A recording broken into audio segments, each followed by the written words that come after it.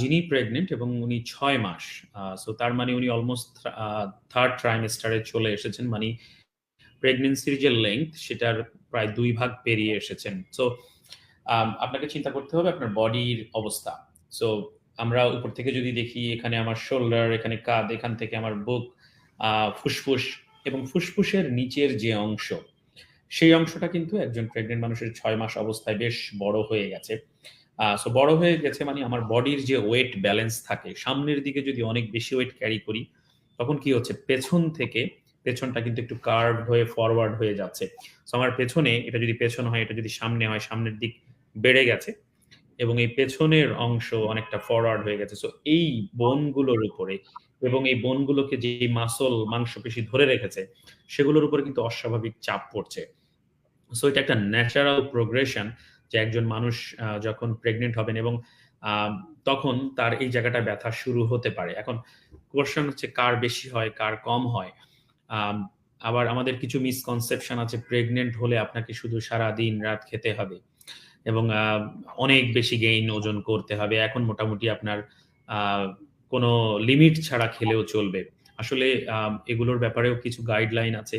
ধারণা করা হয় যে ১৫ থেকে ২৫ পাউন্ড, কেজি না কিন্তু।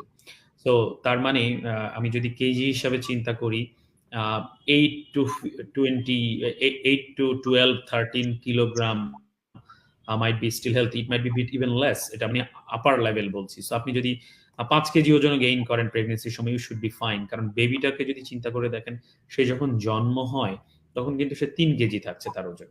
সো আপনি ৩ কেজি ওজনের একটা বাচ্চার জন্যে কেন ১৫ কেজি, ২০ কেজি ওজন বডিতে নেবেন? এবং আ যেটা বলতে চাচ্ছিলাম, যদি আপনার ওজন অনেক বেশি বেড়ে যায়, তখন এই ব্যথার পরিমাণ কিন্তু ডিফিকাল্ট হয় এবং আপনার জন্ম দেওয়ার সময় যে যখন আপনার লেবার পেইন উঠবে, ওই সময় কিন্তু আপনি জিনিসটা হ্যান্ডেল করতে পারবেন না। সো ১ম কথা হচ্ছে যে আপনার ভালো খাবার, ব্যালেন্সড খাবারটা প্রয়োজন, নট অতিরিক্ত ওয়েট। আবার নো মানে লেস ফুড তাও বলছি না। আপনার নিউট্রিশন প্রয়োজন আছে। এবং তারপরে হচ্ছে ব্যাকের সাপোর্টের ব্যাপারের জন্যে কিছু এক্সারসাইজ আছে, ব্যায়াম আছে, কিছু সেফ ইয়োগা আছে। আমি বলব এর জন্য আপনার আম একজন বিশেষজ্ঞ আম ডাক্তারের শরণাপন্ন হওয়া উচিত, যিনি এসব ব্যায়ামের ব্যাপারে স্পেশালিস্ট। কিছু ফিজিওথেরাপি হতে পারে। আপনি চাইলে আমাদের ক্লিনিকেও আসতে পারেন। কারণ যেটা বলতে চাচ্ছি যে আপনার ব্যথাটা কেন হচ্ছে? এটা কি শুধু খালি প্রেগন্যান্সির কারণে নাকি আর কোন সমস্যা আছে? আরো প্রশ্ন হচ্ছে এটা কি আপনার ফার্স্ট প্রেগন্যান্সি ভার্সাস আপনার এটা পরবর্তী প্রেগন্যান্সি? আপনার কি আগে সি সেকশন হয়েছিল? আপনার পিঠে কোনো ট্রমা আছে কিনা? আপনার বোন নড়ে গেছে কিনা? মাংসপেশিতে কি অবস্থা? এটা ধরে দেখে ফিজিক্যালি আপনাকে ইভালুয়েট করে বলতে হবে। জেনারেলি আমি যদি জাস্ট বলি যে এই ব্যায়ামটা করবেন সামনে পেছনে, it may not be appropriate for you.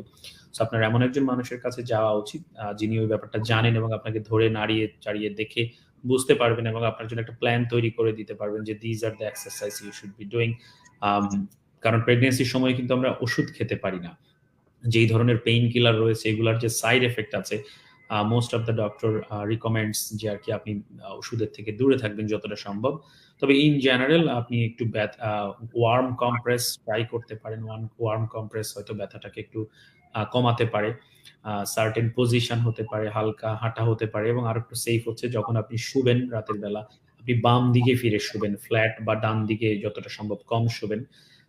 এটা একটা ব্যাপার। কিন্তু আরো একটা ব্যাপার হচ্ছে বেড রেস্ট। বেড রেস্ট আসলে অনেক বলা প্রয়োজন হয়ে যায়। আমরা অনেক সময় ভাবি যে প্রেগন্যান্সি হওয়া মানেই সারাদিন আমি বেডে শুয়ে থাকবো। আমাকে আর কোন কাজ করতে হবে না। কারণ আমি উঠলে প্রেগন্যান্সিটা রিস্কে পড়বে। আম বা বিদেশে আসলে যেই রিকমেন্ডেশন গুলো আছে যে একজন মানুষ, স্বাভাবিক মানুষ যেভাবে হাঁটাচলা করেন, ডেইলি লিভিং এর কাজ করেন, একজন প্রেগন্যান্ট মানুষও সেই কাজগুলো করবেন। হয়তো একটু মডারেট বা তার অবস্থা বুঝে। কিন্তু পূর্ণ বেড রেস্ট আসলে কখনোই নয়। কিছু ক্ষেত্রে রিস্ক ফ্যাক্টর হতে পারে। বাট তবুও আপনি যদি সারাদিন শুয়ে থাকেন, তখনও আপনার এই ব্যাক পেইন এর পরিমাণ বেড়ে যেতে পারে। সো আপাতত মানে জেনারেল ভাবে এতটুকুই আ আ বলা যাচ্ছে। বাকিটা যেটা বললাম যে পার্সোনালি আপনাকে দেখে বুঝে বাকিটা একজন ডাক্তার এনালাইজ করবে, বলতে পারবেন বাকিটা।